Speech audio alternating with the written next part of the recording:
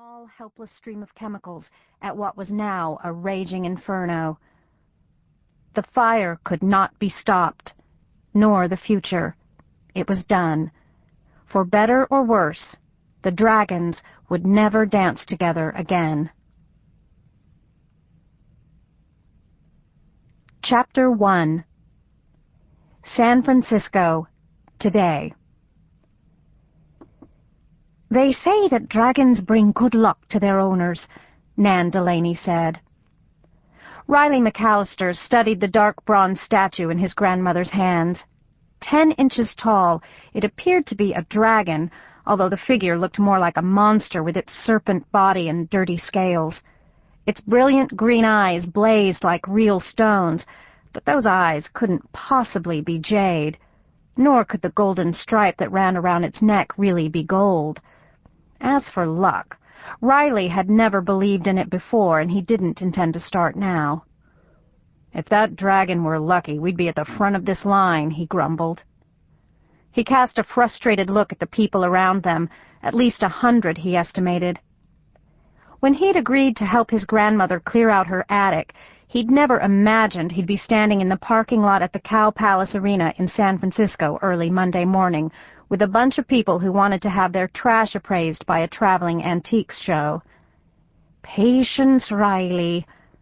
Nan's voice still had a touch of her native Irish brogue, even though she'd lived in California for 60 years. He frowned at his grandmother's perky smile, wondering where she got her energy. She was 73 years old, for God's sake.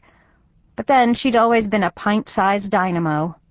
Pretty, too, with her stark white hair that had been the same shade for as long as he could remember, and her pale blue eyes that always seemed to see straight into his soul. "Good things come to those who wait," she reminded him. Not in his experience.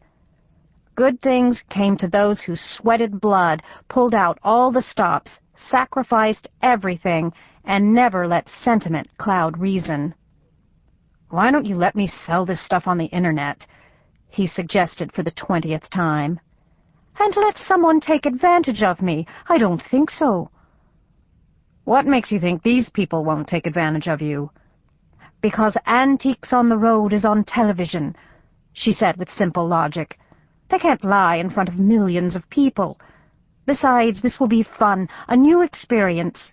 And you're a peach to come with me, the perfect grandson." "Yeah, I'm a peach, and you can stop the buttering up because I'm already here." His grandmother smiled and set the dragon gently on top of the other treasures in the red radio flyer wagon she'd also found in the attic. She was convinced that somewhere in her pile of pottery, dolls, baseball cards, and old books was a rare find. He thought she'd be lucky to get $5 for everything in the wagon. A loud clattering noise drew his head around. "What the hell is that?" he asked in amazement, as a tall man dressed in full armor lumbered toward the front of the line. "He looks like a knight in shining armor." "More like the Tin Man in need of a brain." "He probably thinks he has a better chance of getting on the show if he wears the armor. I wonder if we have anything interesting we could wear." She squatted next to the wagon and began digging through the pile. "Forget about it. I'm not wearing anything but what I have on." Riley pulled up the zipper on his black leather jacket, feeling like the only sane person in the middle of a freak show. "What about this?" she asked, handing him a baseball cap. "Why did you bring that? It's not an antique." "It was signed by Willie Mays. It says so right there." Riley checked out the signature scrawled across the bill of the cap. He hadn't seen the cap in a very long time, but he distinctly remembered writing on it.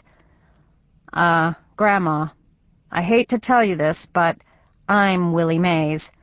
I signed that back in the days when I was practicing forgeries." "What? Did you think Willie Mays was going to get you excused from school?" He grinned. "I already had your signature down pat. I was planning to sell that hat to Jimmy O'Hurley, but somebody tipped him off." "You were a very bad boy, Riley." "I tried." The busty redhead standing in front of them turned her head at his comment, giving him a long, sexy look. "I like bad boys," she said with a purr that matched her cat's eyes. The old man standing next to her tapped his cane impatiently on the ground. "What did you say, Lucy?" he asked, adjusting his hearing aid. The redhead cast Riley a wistful look, then turned back to the stooped old buzzard who had probably put the 2-carat ring on her third finger. "I said, I love you, honey." "That's just sick," Nan whispered to Riley. "She's young enough to be his granddaughter. Goes to show that men can always get younger women." "If they have enough money," Riley agreed. "I hate that you're so cynical." "Realistic, Grandma. And I don't think you'd be happy if I was walking around San Francisco in armor pretending to be a knight. So be glad I have a job." "Hey, look, the line is moving," he said with relief as the crowd began to shift toward the front doors of the arena. The Cow Palace, once known for its livestock shows, had been divided into several sections. The first, an initial screening area where experts scoured the items brought in. When it was their turn, the first screener riffled quickly through Nan's stash, pausing when she came to the statue. She told them to continue to the next screening area, with the dragon only. The second screener had the same reaction and called over another appraiser to confer. "I think we might get on the show," his grandmother whispered. "Now I wish I'd had my hair done." Nan patted her head self-consciously. "How do I look?" "You look perfect." "And you're lying, but I love you for it." Nan stiffened as the two experts broke apart. "Here they come." "This is a very interesting piece," one of the men said. "We'd like to put it on the show." "You mean it's worth something?" Nan asked. "Definitely," the man said with a gleam in his eyes.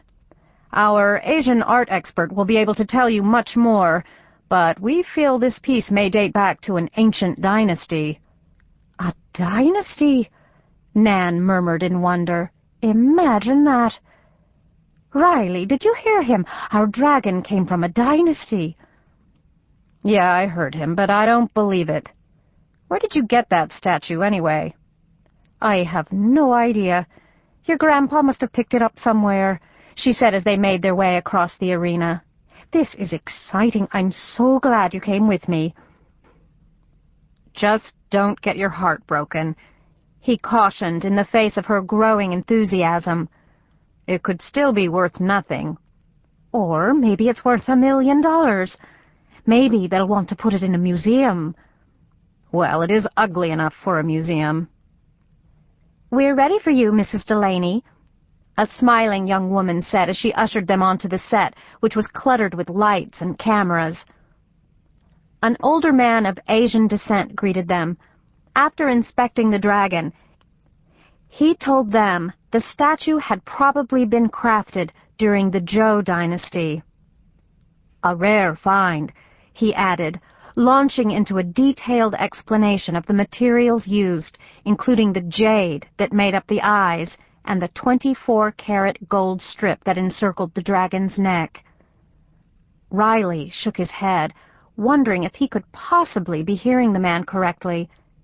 It appeared that this very odd-looking dragon had some important place in Chinese history and quite possibly had belonged in the private collection of an emperor. The expert estimated that the dragon might be worth thousands of dollars, maybe hundreds of thousands.